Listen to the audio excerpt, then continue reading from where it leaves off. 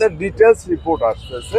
আমি আবারও রিপিট করতেছি, প্রত্যেকটা ইউনিয়নের ওয়ার্ড পর্যায়ে আমাদের অফিসার রয়েছে, যেখানে যারা ক্ষতিগ্রস্ত হয়েছে, যেই ধরনের কৃষকে হোক, হোক সে মৎস্য, হোক সে সবজি চাষ, হোক সে ধান, হ্যাঁ, হোক সে নারিকেল চাষ, সুপারি চাষ, ইভেন পান চাষ, সবাইকে কিন্তু আপনারা জানেন আমরা তাদেরকে কৃষি কার্ডের মধ্যে আমরা ইন করিয়ে ফেলছি, একদম সেপারেট করে।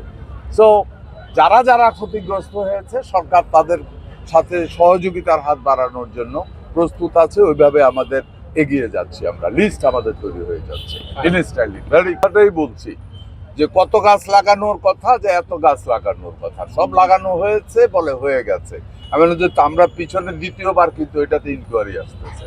দ্যাট মিনস বহুদিন ধরে একটা অভ্যাস আছে, লুটপাটের যে চরিত্রটা ছিল গত বহু বছর ধরে, ওই চরিত্রটার থেকে বহু লোক বেরোতে পারে না।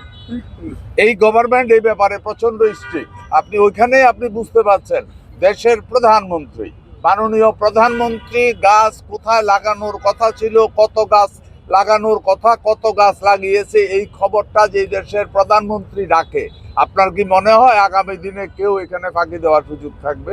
ইনশাল্লাহ কোনো সুযোগ থাকবে না।